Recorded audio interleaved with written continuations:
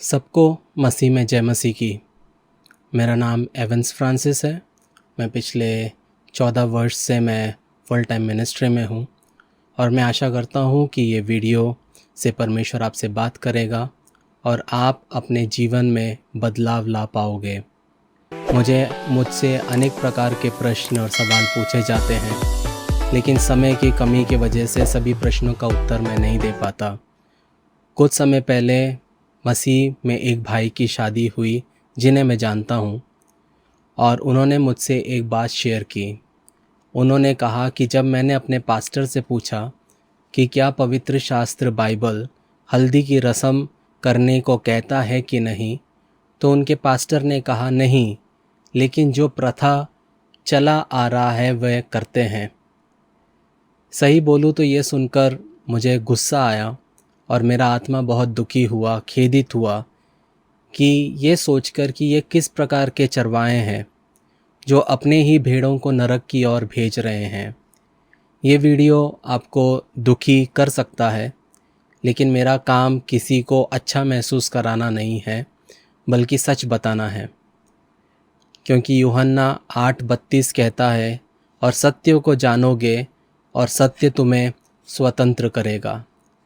सबसे पहले एक सच्चा चरवाहा कौन है ये जानना ज़रूरी है।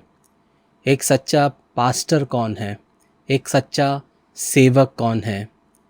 प्रियो, हर एक जो सफ़ेद कपड़ा पहनता है वो चरवाहा नहीं होता। बहुत से भेड़ों की खाल में भेड़िए होते हैं, और एक सच्चा पास्टर हमेशा आपके आत्मा के बारे में सोचेगा। लेकिन वहीं पे एक दूसरा पास्टर जिसको कोई बुलाहट नहीं है, जो सिर्फ़ इसलिए पास्टर बना है क्योंकि और कुछ वो काम नहीं कर सकता था, वो सिर्फ़ आपके खुश करने के बारे में सोचेगा।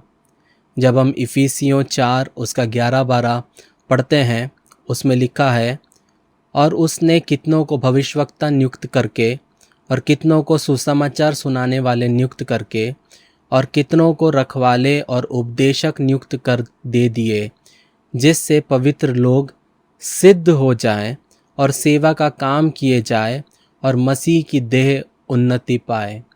परमेश्वर ने क्यों सेवकों को बनाया कि जो देह है, जो आप और मैं हैं, जो भेड़ हैं, वह सिद्ध हो, वह सेवा का काम करे और मसीह की देह उन्नति पाए।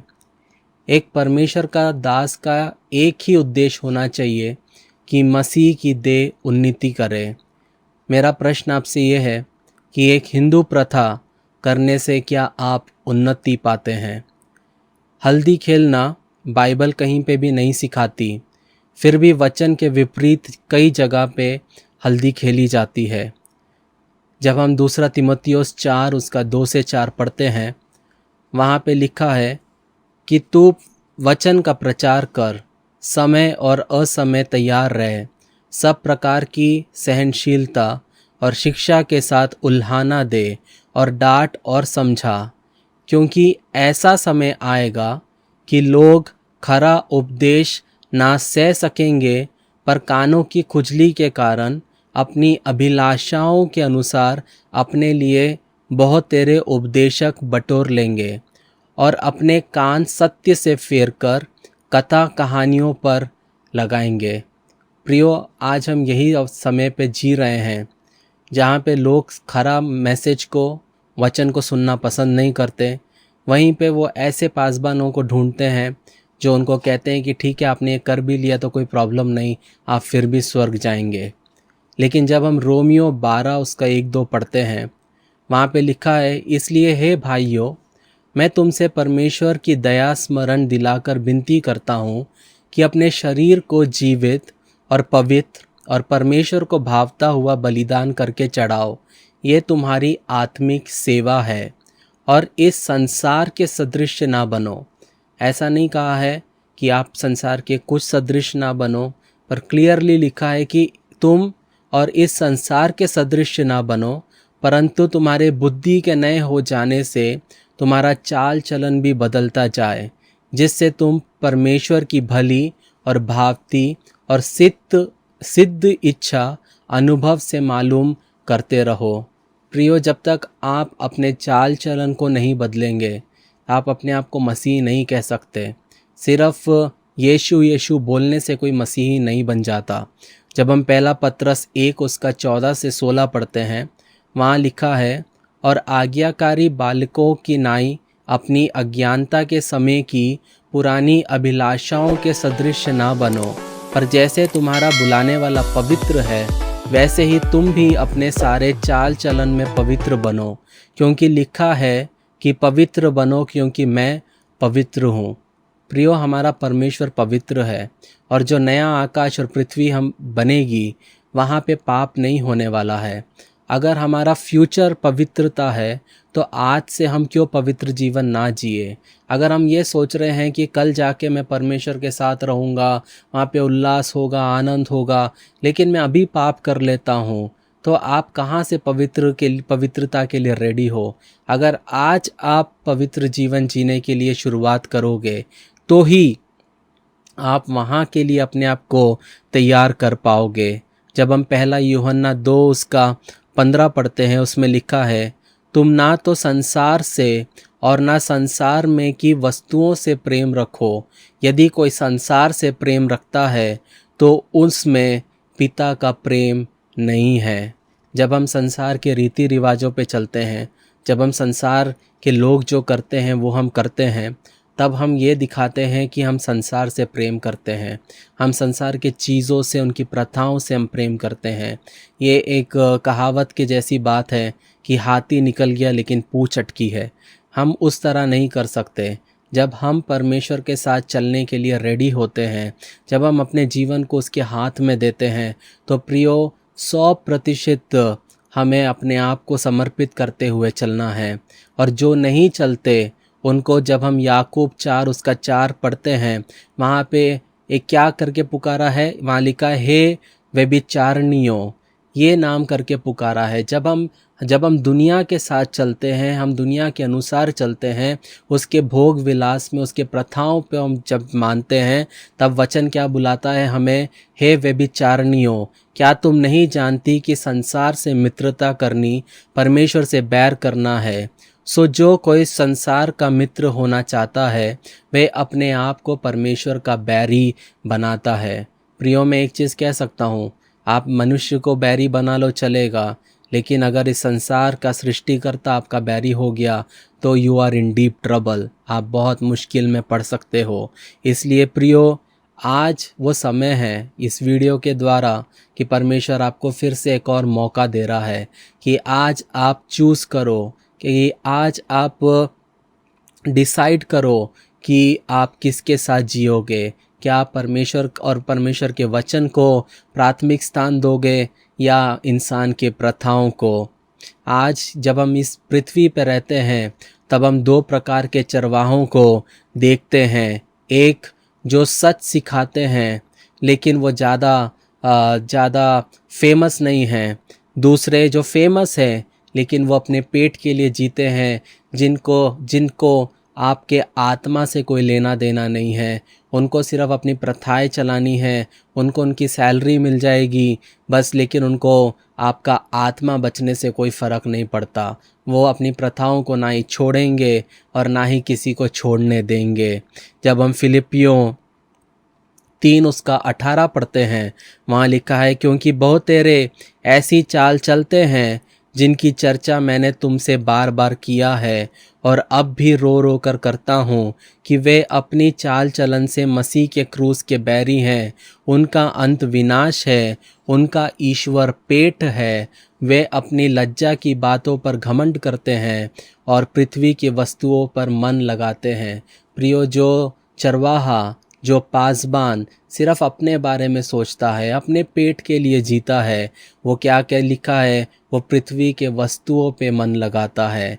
लेकिन जो चरवाहा आपको करेक्ट करता है, आपको ताड़ना देता है, आपको बोलता है कि जो तुम कर रहे हो वो गलत कर रहे हो, वो वही बोल सकता है जो आपके आत्मा का बोझ जिस चरवाहे में या जिस पासबान में हो। जब हम दूसरा पत्रस 2 उसका 1 से 3 पढ़ते हैं, वहाँ लिखा है, और जिस प्रकार उन लोगों में झूठे भविष्यवक्ता थे, उसी प्रकार तुम में भी झूठे उपदेशक होंगे जो नाश करने वाले पाखंड का उद्घाटन छिप छिप कर करेंगे और उस स्वामी का जिससे उन्हें मोल लिया है इनकार करेंगे और अपने आप को शीघ्र विनाश में डाल देंगे। और बहुतेरे उनके नाई लुचपन करेंगे जिनके कारण सत्य का मार्ग की निंदा की जाएगी और वे लोभ के लिए बातें गढ़कर तुम्हें अपने लाभ का कारण बनाएंगे और जो दंड की आज्ञा उन पर पहले से ही हो चुकी है उसके आने के कुछ भी देर नहीं और उनका विनाश ऊँघता नहीं। प्रियो, एक अच्छा पासबान हमेशा परमेश्वर का वचन का अध्ययन करता रहता है ताकि वे अपने भेड़ों को सच सिखा सके, ताकि वो अपने भेड़ों को सच्चाई के रास्ते पे लेके जा सके। क्योंकि जब हम दूसरा तीमुथियुस 2:15 पढ़ते हैं, वहाँ लिखा है, पौलुस तीमुथियुस से कहता है, अपने आप को परमेश्वर का ग्रहण योग और ऐसा काम करने वाला ठहराने का प्रयत्न कर जो लज्जित होने ना पाए और जो सत्य के वचन को ठीक रीति से काम लाता हो। प्रियो, आज हम एक ऐसे समय पर जी रहे हैं जहाँ पे परमेश्वर के दास लज्जित होने से कतराते नहीं हैं। उनको फ़र्क नहीं पड़ता कि मसीह के देह में वो एक काला धब्बा बन रहे हैं कि नहीं। उनके लिए सिर्फ उनकी प्रथाएं इम्पॉर्टेंट है। लेकिन आज इस वीडियो के द्वारा मैं आपसे कहना चाहता हूँ कि आप अपने आत्मा के बारे में सीरियस हो जाइए। ये आपके लिए बहुत अच्छा होगा। बहुतों को लगता है कि छोटा पाप करने से कुछ नहीं होता, लेकिन ये बिल्कुल गलत है प्रियो। मूसा ने सिर्फ पत्थर को मारा था और वो कनान देश में दाखिल नहीं हो पाया था। जब हम इब्रानी 10:26 पढ़ते हैं, मैं अपने कलीसिया के लोगों को और हर एक को बोलता हूँ कि दिन में रोज़ एक बार इस वचन को पढ़ना जारी रखिए जब तक आपके जीवन में परिवर्तन नहीं आता। और इब्रानी 10:26 कहता है, क्योंकि सच्चाई की पहचान प्राप्त करने के बाद यदि हम जानबूझकर पाप करते रहे तो पापों के लिए कोई बलिदान बाकी नहीं। अर्थात अगर आप जानते हैं जो आप कर रहे हैं वो गलत है और फिर भी आप कर रहे हैं तो उस पाप की कोई बलिदान नहीं है, कोई माफ़ी नहीं है। अगर आपको लगता है कि आप दो नावों पे सवार हो सकते हो तो ये सरासर गलत है प्रियो, वचनों को पढ़ो और सीखो। आपका आत्मा सिर्फ आप बचा सकते हैं, या आपका आत्मा आपका पास्टर नहीं बचा सकता, आपके पासबान नहीं बचा सकते, आपके माता पिता नहीं बचा सकते, आपके भाई बहन नहीं बचा सकते।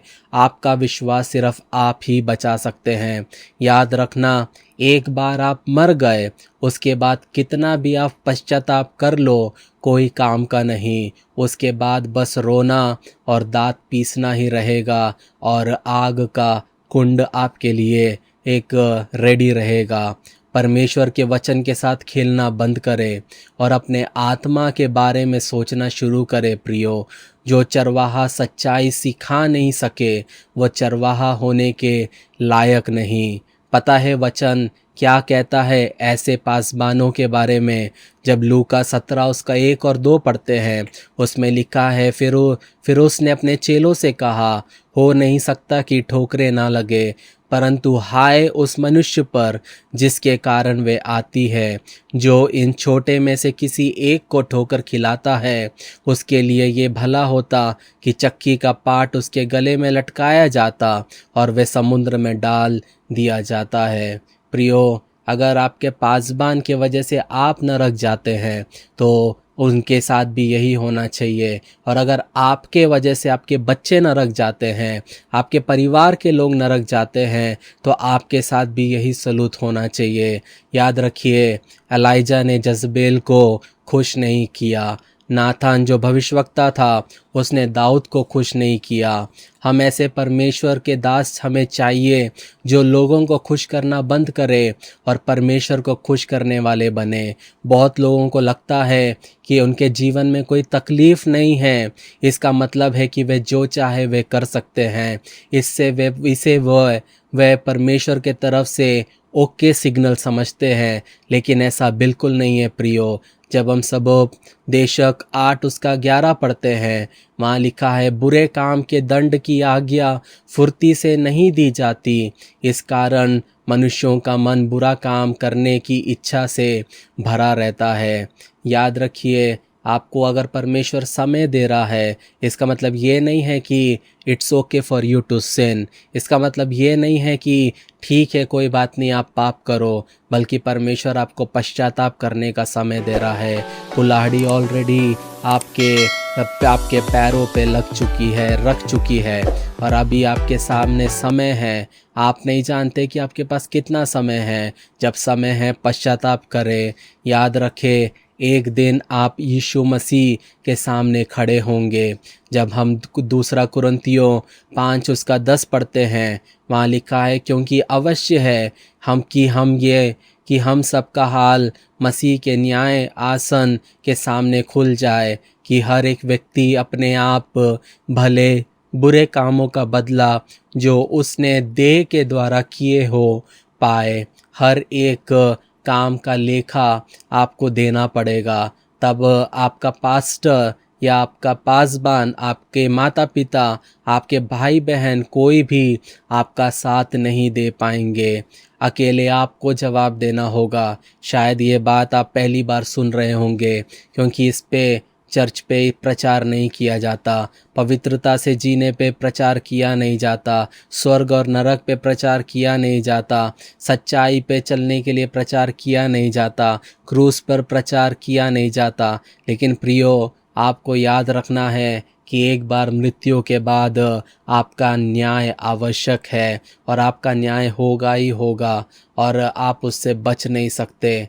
आज आप दुनिया के पीछे चल सकते हैं, सुबह से शाम तक टीवी देख सकते हैं, सब चीज़ कर सकते हैं। परमेश्वर आपको समय दे रहा है। एक दिन आपका समय चलना बंद हो जाएगा, और उसके बाद में आपके पास कुछ नहीं रहेगा। सिर्फ आपके पास में फ्रस्ट्रेशन रहेगा, दुख रहेगा, और आपके अंदर में एक पीड़ा रहेगी कि काश जब मुझे समय मिला तब मैंने पश्चाताप क्यों नहीं किया। काश जब मुझे समय मिला तब मैंने अपने आप को सही क्यों नहीं किया। मैंने हज़ारों घंटे एक बक्से के सामने बिता दिए। मैंने हज़ारों समय फ़ोन पे चलाते चलाते मैंने गुजार दिए। लेकिन काश मैं उस समय वचन पढ़ता, काश मैं उस समय प्रार्थना करता, काश मैं अपने बच्चों के लिए प्रार्थना करता, काश मैं अपने परिवार के लिए प्रार्थना करता, तो आज मेरे बच्चे, मेरा परिवार भी बचाया जाता। याद रखिए, जब हम यशाया 5 उसका 4 पढ़ते हैं, वहाँ पे लिखा है मेरी दाग की बारी के लिए और क्या करना रह गया जो मैंने उसके लिए ना किया हो। फिर क्या कारण है कि जब मैंने दाग की आशा की तब उसमें निकम्मी दाग लगी। प्रियो, परमेश्वर सब तरफ से कोशिश करता है आपको और मुझे सुधारना। कभी वो वचनों के द्वारा हमसे बात करता है, कभी कभी अलग अलग परमेश्वर के दासों के द्वारा बात करता है। लेकिन हम क्या करते हैं, हम उन इस्राएलियों जैसे बन जाते हैं। जैसे हम पढ़ते हैं न्यायियों 21 उसका 25, उसमें लिखा है उन दिनों में इस्राएलियों का कोई राजा ना था, जिसको जो ठीक सूझ पड़ता था वह वही करता था। प्रियो, आज हम ऐसे समय पे हैं जहाँ पे अकाल है। खाने पीने का अकाल नहीं है प्रियो, सच्चे वचन का अकाल है। आज लोग कलीसिया में जा रहे हैं, घर में बैठे हैं, प्रार्थना कर रहे हैं, लेकिन पूरे दुनिया के जैसे आज घरों के अंदर जब हम जाएंगे, जब हम मसीही घरों में जाएंगे, तो ऐसा लगता है कि सलून में चले गए हैं। वहाँ पे पिक्चरों के गाने चल रहे हैं, पूरे दुनियादारी में घर चल रहा है। वहाँ पे आत्मिक भोजन नहीं है, वहाँ पे परमेश्वर का आत्मा नहीं है, वहाँ पे प्रेजेंस ऑफ गॉड नहीं है। गाली गलौज चल रही है, लोग झगड़ा कर रहे हैं, ना पति बीवी की इज़्ज़त करता है, ना बीवी पति की इज़्ज़त कर रहा है, ना बच्चे माता पिता की इज़्ज़त कर रहे हैं, ना बच्चे अपने सास बहुओं की, सास ससुर की इज़्ज़त कर रहे हैं। आज हम एक ऐसे समय में जी रहे हैं। लेकिन प्रियो, ये हमारे हाथ में है, हमारा परिवार किस तरह बनेगा। याद रखो कि जिस कलीसिया में आप जाओगे वैसे ही आप बनोगे। जब हम पहला कुरिन्थियों 10 उसका 31 पढ़ते हैं, वहाँ लिखा है, सो तुम चाहे खाओ चाहे पियो चाहे जो कुछ करो, सब कुछ परमेश्वर की महिमा के लिए करो। क्या आपने कभी सोचा प्रियो कि आपका खाना पीना भी परमेश्वर को महिमा देता है? तो कितना इम्पॉर्टेंट है आपकी शादी, कितना इम्पॉर्टेंट है आपका आत्मिक जीवन। याद रखिए, सिर्फ चर्च जाने से आप स्वर्ग नहीं जाएंगे, चंदा और दशवांश देने से आप स्वर्ग नहीं जाएंगे। याद रखिए, आत्मिक जीवन जीने से आप स्वर्ग जाओगे। क्या आपने सोचा है आपका परिवार में इतने प्रॉब्लम्स क्यों हैं? आपका पति इतना परमेश्वर से दूर क्यों है? आपकी बीवी हमेशा झगड़ा क्यों करती है? आपके बच्चे इतने नालायक क्यों हैं? जो परिवार वचन के आधार पे चले, वहाँ पे सुख शांति और समृद्धि होती है। परमेश्वर का भय उस घर में रहता है। लेकिन जब तक कलीसिया में परमेश्वर के भय के बारे में सिखाया नहीं जाएगा, तो तब तक परमेश्वर का भय क्या होता है वो मसीही परिवार कैसे समझेंगे। जो पासबान मसीह परमेश्वर के भय में नहीं चलता, वो परमेश्वर के भय पे के बारे में सिखाएगा भी नहीं। हम में से बहुत लोगों को बहुत अच्छा लगता है जब हम कोई वीडियो देखते हैं कि यीशु मसीह आने वाला है, यीशु मसीह आने वाला है। पर सच में क्या आप तैयार हो कि जब यीशु मसीह आएगा तो मैं उसके संग जाऊंगा? यीशु मसीह आने का तो तैयारी है, मतलब हम हमेशा सुनना चाहते हैं, लेकिन हम हमारे आत्मिक जीवन को टटोल के देखना नहीं चाहते। हम ये नहीं सोचना चाहते कि मैं किस तरह जी रहा हूँ, मैं किस तरह जी रही हूँ। क्या मैं एक मसीही जैसा जी रहा हूँ या जी रही हूँ? या जब लोग मुझे देखते हैं तो उनको मुझ में दुनिया दिखाई देती है, उनको मुझ में पाप दिखाई देता है। जब मैं बात करता हूँ, जब मैं बात करती हूँ, तो मेरे मुंह से क्या अच्छे शब्द निकलते हैं या मेरे मुंह से श्राप के शब्द निकलते हैं? इस तरीके से हमें पूछना अपने आप से बहुत ज़रूरी है। याद रखिए, जैसे मैंने पहले कहा, आप जिस प्रकार के चर्च में जाओगे उसी प्रकार के आप विश्वासी बनोगे।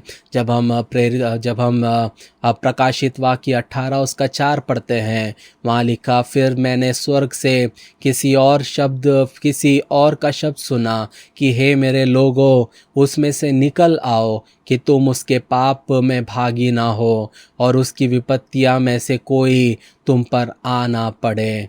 प्रियो, अपने फ़ायदे के लिए चर्च जाना छोड़ो और अपने आत्मा को बचाने के लिए एक ऐसे कलीसिया जाओ जो वचन को प्रथम स्थान दे और सही शिक्षा दे।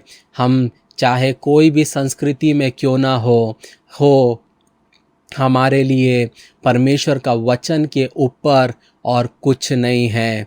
हल्दी खेलना एक हिंदू प्रथा है और इसका बाइबल में कोई जिक्र नहीं है और बाइबल से इसका कोई लेना देना नहीं है। शर्म की बात तो ये है कि परमेश्वर के नाम से शुरुआत करते हैं और शैतान का काम करते हैं। जिस तरह इस्राएली सोने के बछड़े के सामने नाचे और परमेश्वर का कोप उन पर उतरा, उसी प्रकार मसीही लोग पिक्चरों के गानों पे नाचते हैं जैसे मसीही गाने हैं ही नहीं।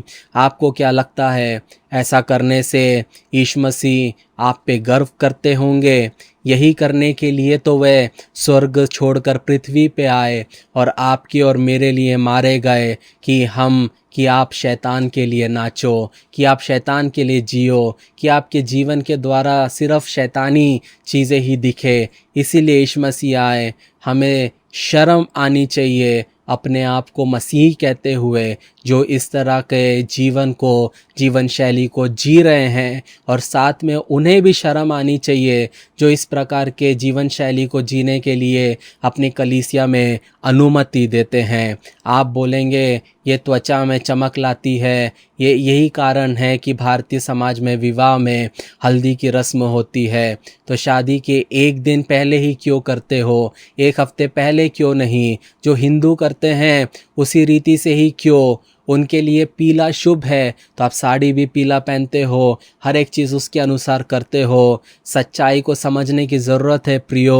होशेया 4:6 लिखा है, मेरे ज्ञान ना होने से मेरी प्रजा नाश हो रही है। प्रियो, नाश होने का मतलब ये नहीं है कि दूसरा मौका मिल रहा है, उनका आत्मा नष्ट हो रहा है। आप कब तक अपने आप को दुनिया के साथ चलाओगे? कब तक आप अपने आप को शैतान के साथ चलाओगे? आप परमेश्वर का हाथ थामे हुए हो, लेकिन दूसरे हाथ से शैतान के साथ नाच रहे हो, और आप बोलते हैं परमेश्वर मेरी प्रार्थना नहीं सुनता। आप बोलते परमेश्वर मेरे बच्चों के जीवन में काम नहीं करता। आप बोल रहे परमेश्वर मेरे परिवार में काम नहीं करता।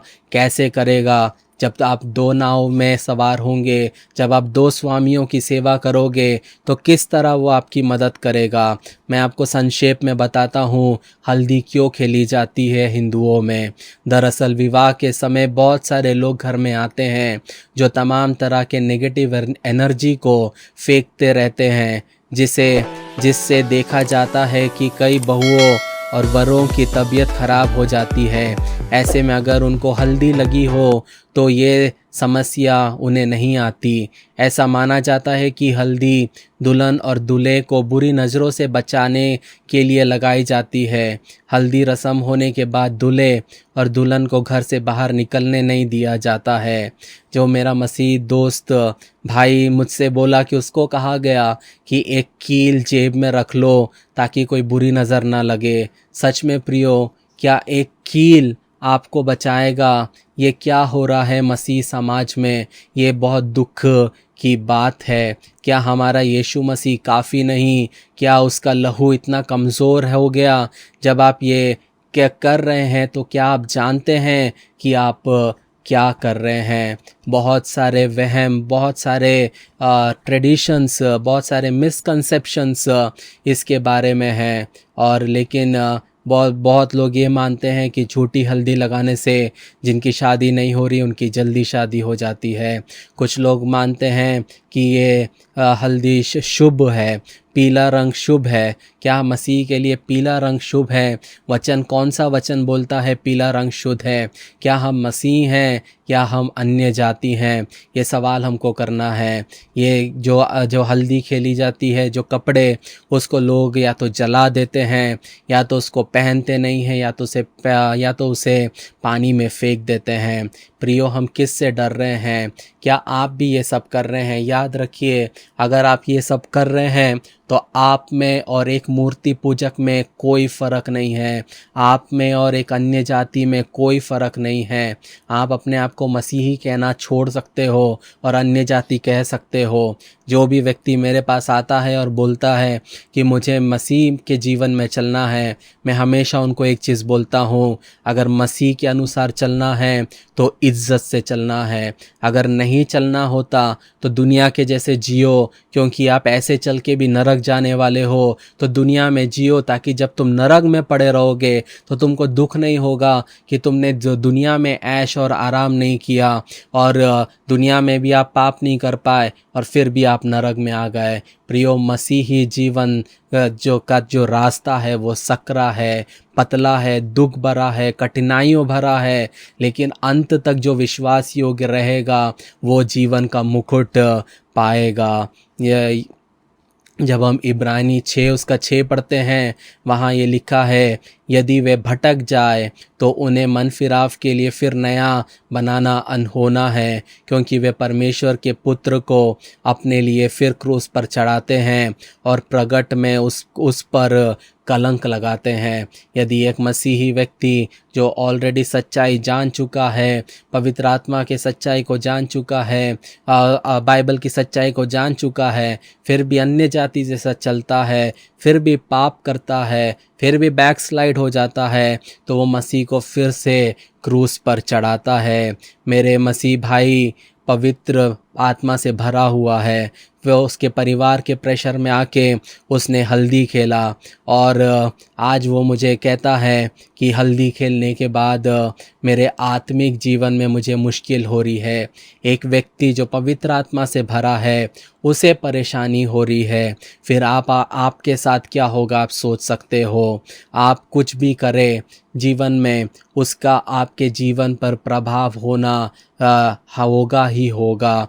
जब हम प्रकाशित वाक्य 22 उसका 11 पढ़ते हैं, वहाँ पे एक वचन लिखा गया है, जो अन्याय करता है वह अन्याय करता ही रहे, जो मलिन है वह मलिन बना रहे, और जो धर्मी है वह धर्मी बना रहे, और जो पवित्र है वो पवित्र बना रहे। देख, मैं शीघ्र आने वाला हूँ, और हर एक के काम के अनुसार बदला देने के लिए प्रतिफल मेरे पास है। याद रखिए, ऐसे मसीह हैं जो अन्याय कर रहे हैं, ऐसे मसीह हैं जो मलिन हैं, ऐसे मसीह हैं जो धर्मी हैं, ऐसे मसीह हैं जो पवित्र है। क्यों वो इस तरह हैं? क्योंकि एक दिन, याद रखिए, आप जो भी हैं, आप एक दिन यीशु मसीह आने वाले हैं और उसके अनुसार वो बदला हमें देंगे। आप एक सवाल हमेशा मुझसे पूछा जाता है कि क्या मैं पास्टर से कोई प्रश्न कर सकता हूँ? क्या मैं पास्टर से प्रश्न कर सकती हूँ? क्या मेरा प्रश्न करना गलत नहीं है? प्रियो, गलत नहीं है। आप अपने पासबान से पूछ सकते हैं कि आप इसके बारे में क्या कहना चाहते हैं। अगर हम आपके भेड़ हैं और अगर हमारा आत्मा ऑन द लाइन है, तो आप सच्चाई क्यों नहीं बताते? जब हम प्रेरितों के काम 17 उसका 10 पढ़ते हैं, वहाँ हम पढ़ सकते हैं कि वहाँ के लोगों ने, बीरिया के लोगों ने, भाइयों ने तुरंत रात ही रात पौलुस और सीलास को बीरिया भेज दिया, और वे वहाँ पहुंचकर यहूदियों के आराधनालय में गए। ये लोग तो थिस्सलुनीके के यहूदियों से भले थे, और उन्होंने बड़ी लालसा से वचन ग्रहण किया और प्रतिदिन पवित्र शास्त्रों में ढूंढते रहे कि ये बातें यूं ही है कि नहीं। प्रियो, आपके पासबान आपको कुछ भी कहे, आप कोई भी वीडियो यूट्यूब में क्यों ना देखें, आपके पास में वचन है। जब आप स्वर्ग में जाएंगे, जब यीशु मसीह आपसे पूछेगा तूने ऐसा क्यों किया, तू ऐसा क्यों की, तब आप ये नहीं बोल सकते कि मेरे पासबान ने मुझे ऐसा सिखाया। तब यीशु मसीह आपको यही बोलेंगे, क्या तेरे पास में पवित्र शास्त्र नहीं था? क्या तू अनपढ़ था? क्या तू अनपढ़ थी? याद रखिए कि ये गलत नहीं है कि आप ये देखें कि पास्टर जो सिखा रहा है वे पवित्र शास्त्र के अनुसार है कि नहीं। जो कलीसिया में हम जाते थे, हम वहाँ पे हमेशा पूछते थे, अगर हमें कुछ नहीं समझ में आया कि इसका मतलब क्या है, ऐसा आपने क्यों कहा है, और आप भी ये सवाल जब तक करेंगे नहीं, तब तक आपके कलीसिया में दुनियादारी, तब तक आपके कलीसिया में पाप, तब तक आपके कलीसियाओं में रीति रिवाज या अन्य जाति के रीति रिवाज चलते जाएंगे। जब हम मत्ती 7 उसका 21 पढ़ते हैं, वहाँ पे लिखा है, जो मुझसे हे प्रभु कहता है, उनमें से हर एक स्वर्ग के राज्य में प्रवेश ना करेगा, परंतु वह जो मेरे स्वर्गीय पिता की इच्छा पर चलता है। उस दिन बहुत तेरे मुझसे कहेंगे, हे प्रभु, क्या हमने तेरे नाम से भविष्यवाणी नहीं की, और तेरे नाम से दुष्ट आत्माओं को नहीं निकाला, और तेरे नाम से बहुत अचंभे के काम नहीं किए? तब मैं उनसे खुलकर कह दूंगा कि मैंने तुमको कभी नहीं जाना। हे कुकर्म करने वालों, मेरे पास से चले जाओ। याद रखो, यहाँ पे 21वें वचन में क्या लिखा है, जो मुझसे हे प्रभु कहता है, उनमें से हर एक स्वर्ग के राज में प्रवेश ना कर पाएगा।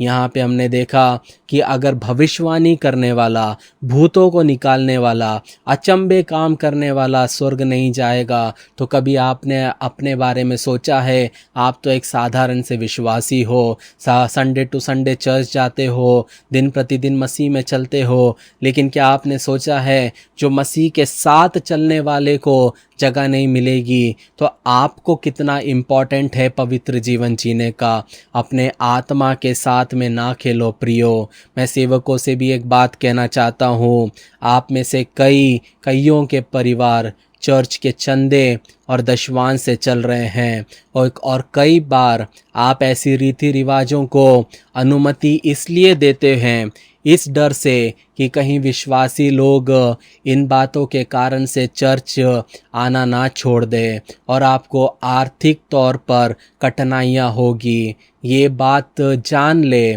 अगर परमेश्वर ने आपको बुलाया है तो आप उसकी ज़िम्मेदारी हो, आप अपना बोझ परमेश्वर पे लाद दे, वो आपको चलाएगा। ये मेरा आपसे अनुरोध है कि परमेश्वर के वचन के अलावा कुछ ना सिखाए। और दूसरा कारण ये भी मैं जानता हूँ कि कुछ सेवक आधे अधूरे हैं, उन्होंने वचन पूरा सीखा ही नहीं है और इस वजह से ऐसी समाज की प्रथाओं को अनुमति दे देते हैं जो कि परमेश्वर के वचन के अनुसार बिल्कुल भी नहीं है।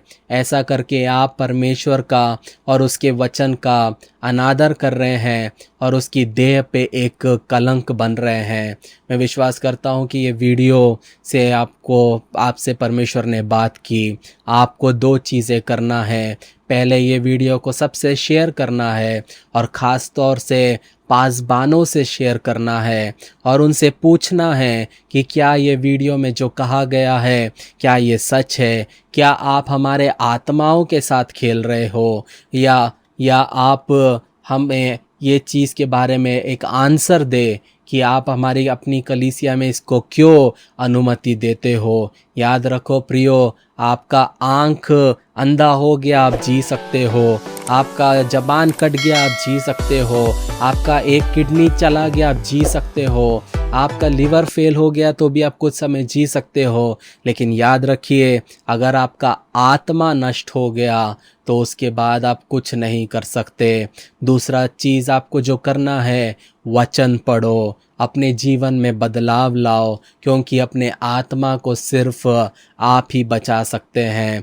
मत्ती 16 उसका 26 और 27 कहता है, यदि मनुष्य सारे जगत को प्राप्त करे और अपने प्राण की हानि उठाए तो उससे उसे क्या लाभ होगा, या मनुष्य अपने प्राण के बदले में क्या देगा।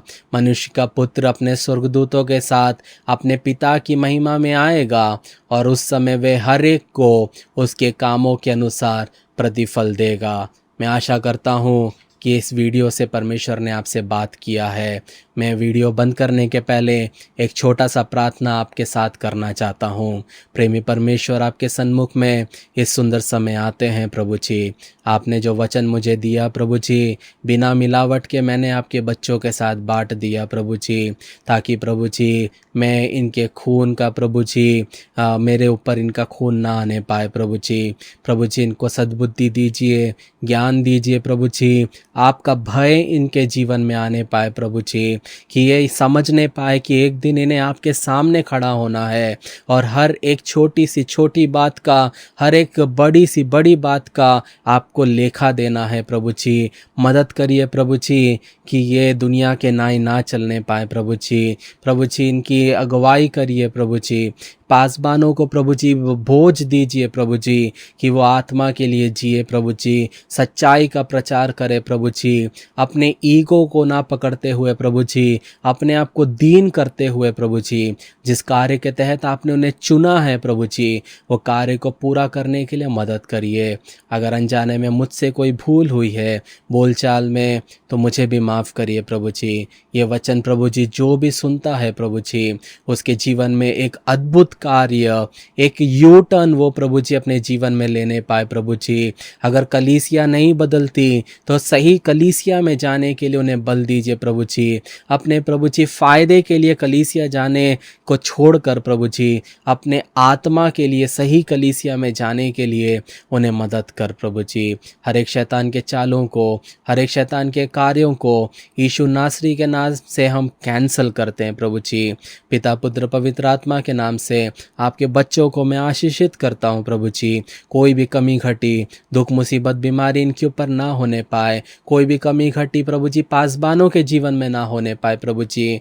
जिस तरह समय के पहले जानकर प्रभु जी, जिस तरह आपने इस्राएलियों की ज़रूरतों को पूरा किया, मन्ना दिया प्रभु जी, हर एक चीज़ जो उनको दी प्रभु जी, उसी तरीके से आपके पासबानों को, आपके बच्चों को आप दीजिए प्रभु जी। प्रभु जी उनको मदद करिए कि वो सच्चाई के साथ चल सके प्रभु जी, मदद करिए कि वो अपने आप को बदल सके प्रभु जी। ऐसा आप कर रहे हैं इसलिए आपका धन्यवाद देते हैं। छोटी सी विनती आपके बेटे यीशु नासरी के नाम से मांगते हैं, सुन और कबूल कर। आमीन आमीन आमीन। अगर आपने पहली बार ये वीडियो देखा है तो आप ये चैनल को सब्सक्राइब कर सकते हैं और जो वीडियोस है उसको आप देख सकते हैं। और मैं आशा करता हूँ कि जो वीडियोस है वो आपको आशीषित करेंगे। परमेश्वर आपके साथ रहे। जय मसीह की।